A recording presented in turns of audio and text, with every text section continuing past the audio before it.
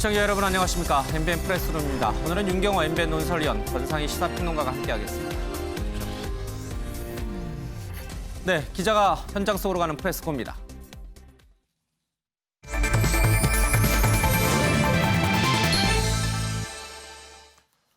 네, 여당이 국회의장 그리고 모든 상임위원장을 독차지하게 생겼습니다. 앞으로 국회 운영을 어떻게 해나갈지, 그리고 미래통합당은 여기에 맞서서 어떻게 여당의 독주를 견제할지 사람들의 관심이 쏠리고 있습니다. 국회에 최은민 기자가 나가 있는데 얘기를 좀 들어보겠습니다. 최 기자.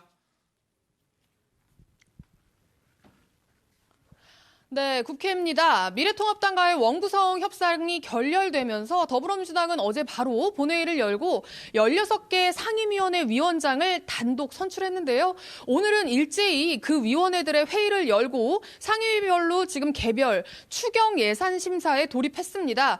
오늘은 예산결산위원회까지 가동했는데요. 총 35조 원 규모의 3차 추경 예산을 이번 주 안에 처리하기 위해서 바쁘게 움직이고 있습니다. 일단 이번 3차 추경에는요, 고용보험 사각지대에 놓인 사람들에게 150만 원을 지원하고 수출기업과 소상공인에게 긴급 자금을 지원하는 내용이 포함되어 있습니다. 그러나 미래통합당 의원들은 오늘도 의사 일정에 전면 참여하지 않고 있는 상황인데요. 김태년 더불어민주당 원내대표의 이야기 직접 들어보시죠.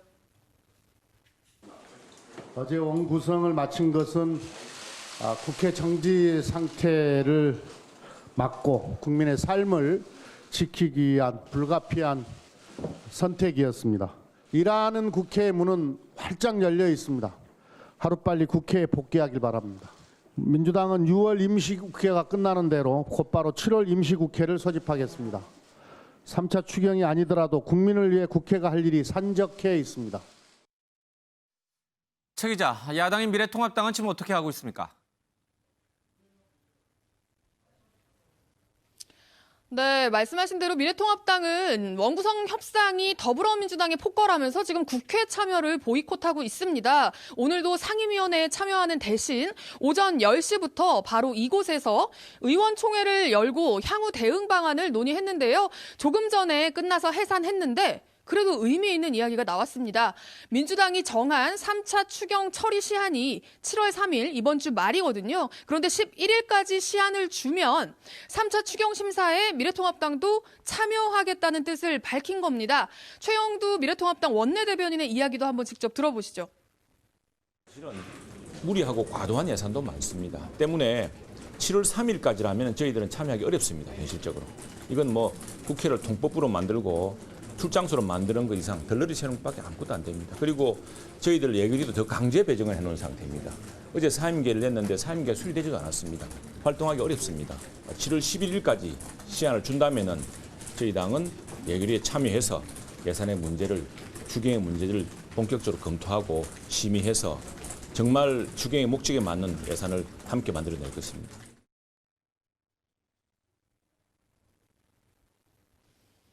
네, 들으신 것처럼 사실상 하루 만에 보이콧 철회를 어떻게 보면 시사한 셈이라 민주당이 받아들일지 지금 주목되는 상황입니다. 이와 별개로요, 통합당은 박병석 국회의장이 통합당 의원 103명을 상임위에 강제 배정한 것에 대해 헌법재판소에 권한쟁의 심판 청구를 내는 방안을 검토하겠다고 밝혔습니다. 국회의장이 의원들을 상임위에 강제 배정한 건 권한 남용인 만큼 헌법 위반이라는 주장인데요.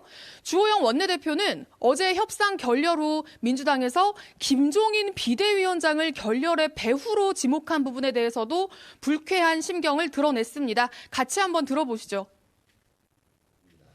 민주당은 슈퍼 갑질로 국회를 전부 독식하고 하고 싶은 대로 하는 체제를 갖추고 희낙낙하면서도 어딘가 발이 저리는지 개원 협상 결렬의 책임을 우리 당에 돌리고 또 파렴치하게도 지도부 이간질까지 시도하고 있습니다.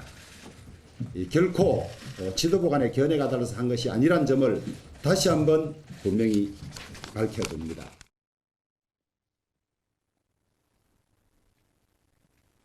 네, 그러니까 어제 원구성 협상 결렬은 이 국회 법사위를 끝까지 민주당이 고집했기 때문이지 뭔가 지도부 간의 이견이 있어서가 아니라는 얘긴데요. 지금 미래통합당 소속 의원 개개인의 의견을 모두 취합해서 이 민주당의 안을 받아들일 수가 없었을 뿐이다라는 게 지금 통합당의 입장입니다. 그럼 지금까지 국회에서 전해드렸습니다.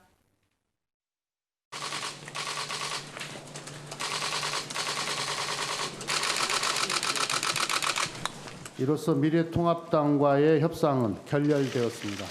그대로 하자는 제안이 됐습니다만 그것마저도 받아들이지 않았습니다. 그 산사에 다니신 분들은 사리가 안 생기는데 여당 대표님 몸에는 사리가 생겼다. 참고 또 참고 그래가지고 임기를 시작한 지 꼭 한 달이 되었습니다. 그러나 개원식도 원구성도 하지 못하고 있습니다. 국민 여러분께 참으로 송구스럽습니다. 의장과 여야 모두 국민과 역사에 두려운 심판을 받겠습니다.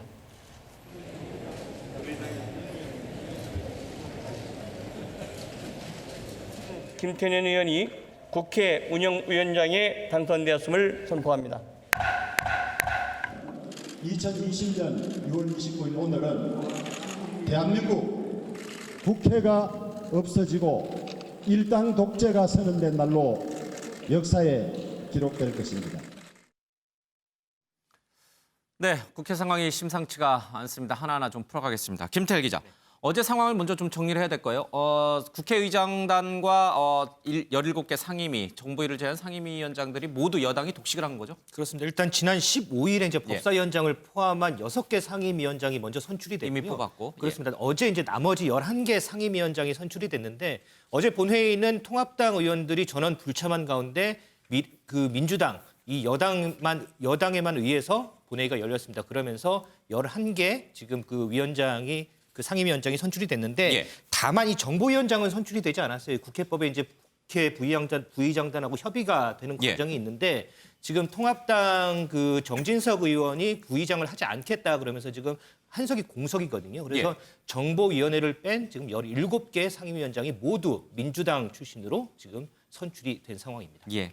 자, 이것이 여당의 독주인가 아니면 여당이 노력을 기울였는데도 야당이 비협조적으로 나왔기 때문에 불가피한 선택이었는가를 놓고서는 시각이 조금 다를 수 있는 것 같습니다. 먼저 박병석 국회의장의 얘기부터 듣겠습니다. 오늘까지 모두 5차례에 걸쳐 서면으로 의원 선임을 요청하거나 교섭단체에서 조사한 소속의원의 상임위 수요조사 결과를 제출할 것을 공문으로 요청했습니다. 교섭단체 대표 의원과의 회동 과정에서도 구두로 10차례 이상 요구하며 국회법을 지키도록 최선을 노력을 해왔습니다.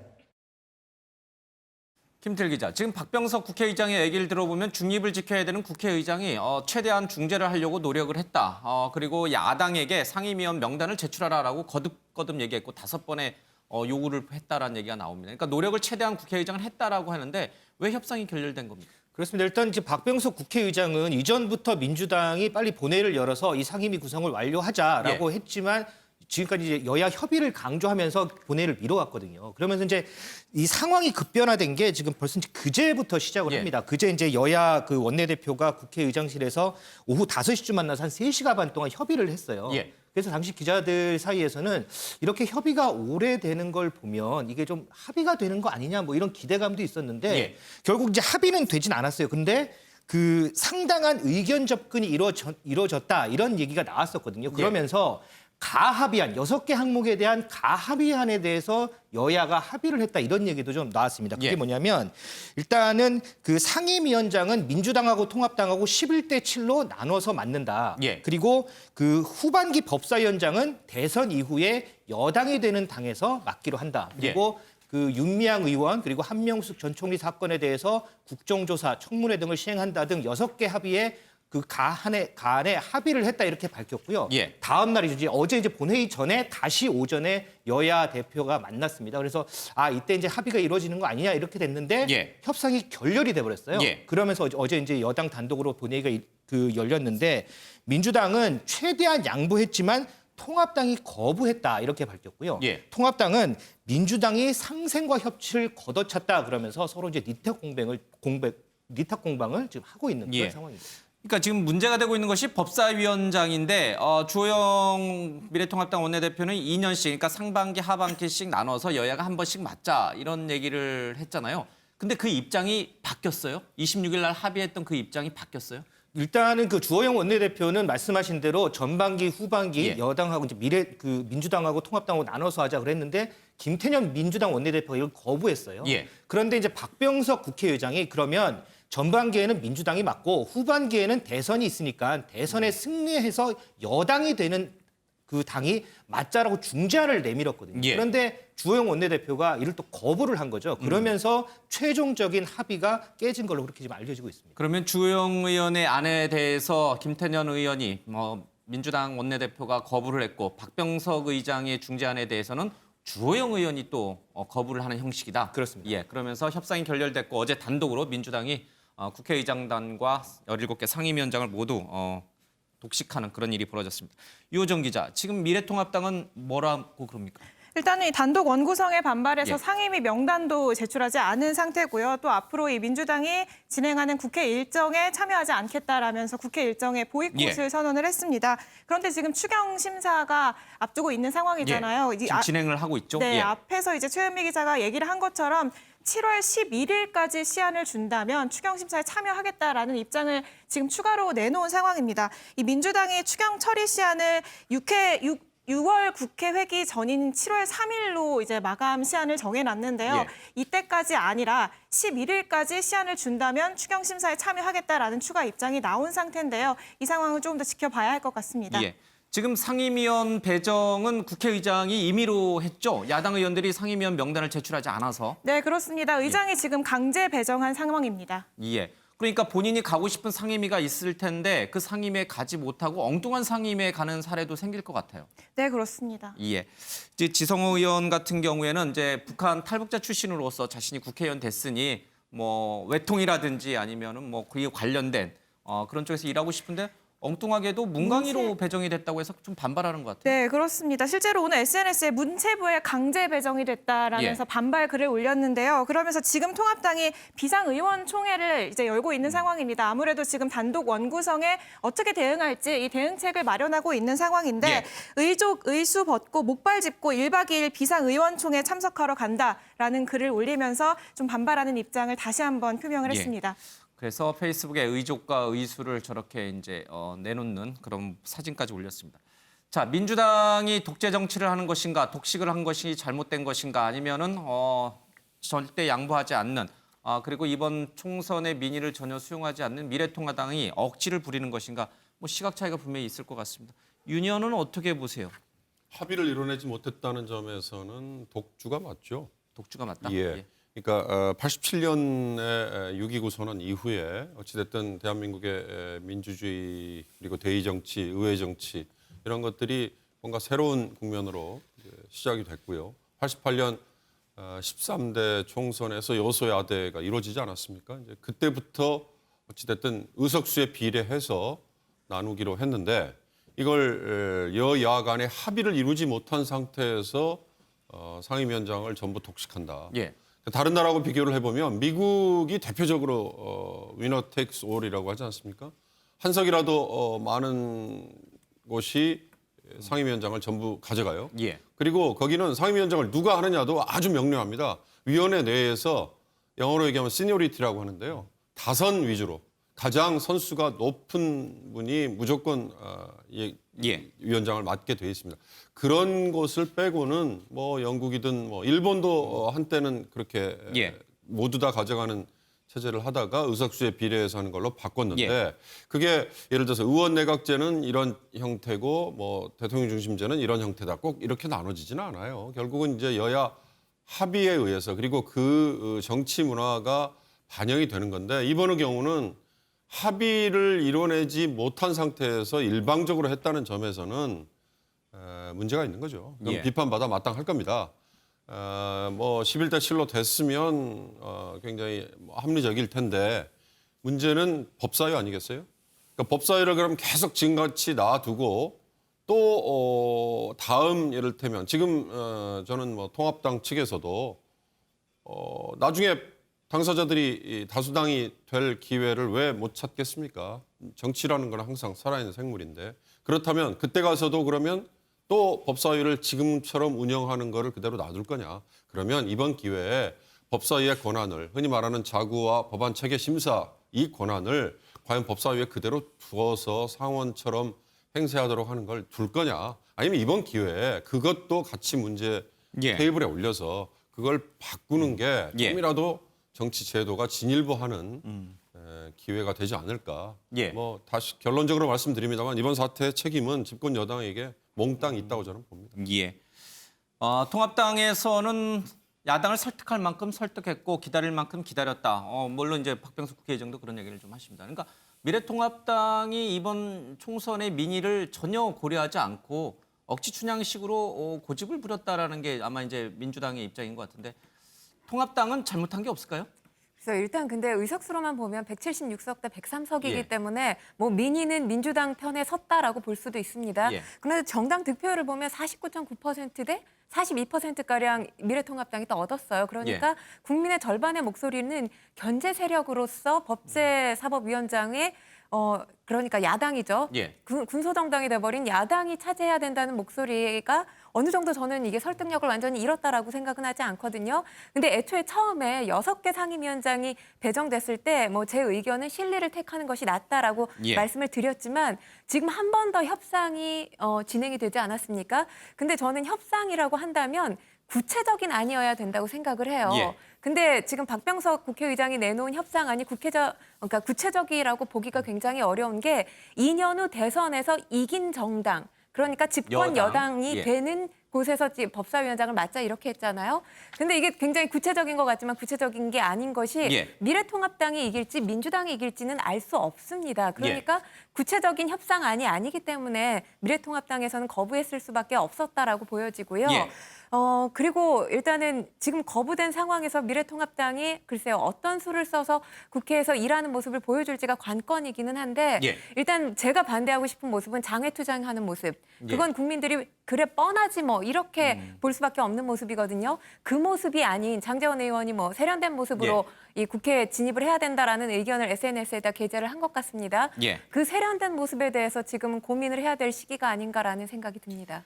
2년 뒤 대통령 선거에 따라서 하반기 법사위원장은 대통령 선거를 이긴 쪽이 갖자. 현재의 이런 지금 대선 여론조사 추이를 보면은 미래통합당보다는 민주당이 좀 유리하고 미래통합당 입장에서는 상반기, 하반기 모두 법사위원장을 지금의 민주당이 뺏길 가능성이 높기 때문에 이 안을 받아들이기도 어려웠다. 여러 가지 이제 분석과 해석들이 좀 나옵니다. 과연 이해관계 득실을 따졌을 때 미래통합당의 이 선택, 결정은 과연 어떤 결과를 가져올 것인가? 요정 기자, 지금 김종인 비대위원장은 이렇게 여당이 싹쓸이해가는 이 상황을 어떻게 생각해요? 불쾌하게 생각해요? 아니면 오히려 차라리 잘 됐다 이렇게 생각해요? 네, 오히려 좋은 계기가 될 수 있다 이런 얘기를 했는데요. 직접 들어보겠습니다.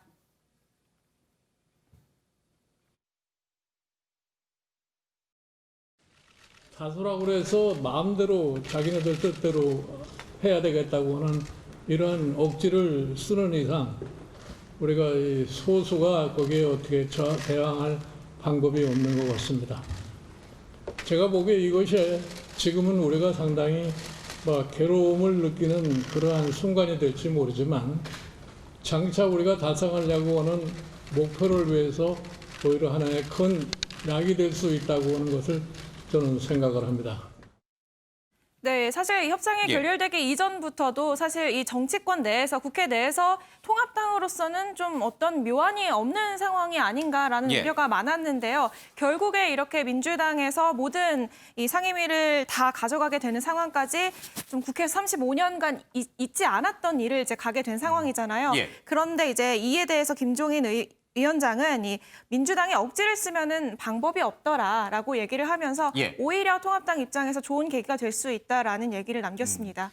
소수, 약자 코스프레를 하는 게 아니냐 이런 비판적인 시각도 분명히 있습니다. 오히려 국민의 동정표를 더 얻을 수 있는 장기적으로 봤을 땐 그런 오히려 나은 결과다 이렇게 이제 볼 수도 있고 진중권 교수도 이제 그런 얘기를 좀 비슷한 얘기를 좀 했죠. 지금의 여당이 이제 다 싹쓸이를 했으니 발목 잡는 야당 탓을 못할 것이다. 이제 이런 얘기를 해서 좀 이해득실 면에서 봤을 때 플러스 되는 측면이 강하다 볼 수 있는데 문제는 그래도 뭔가 하나라도 쥐고 있어야 되지 않느냐는 여론도 분명히 있어요. 장제원 의원 같이 그렇게 주장하시는 분도 있어요. 그렇죠. 지금 일단은 이제 협상안이 부결되면서 뭐 명분을 택했죠. 실리를 택하지 않았습니다. 그렇기 때문에 미래통합당의 입지가 더 줄어들 수도 있어요. 근데 지금 미래통합당이 제가 볼 때 기대하고 있는 한 가지는 견제 세력이 민주당 입장에서 없어진 셈이 됐습니다. 견제 세력이 없다는 것, 뭐 이거는 다시 말하면 감시의 눈이 사라졌다라고 볼 수 있거든요.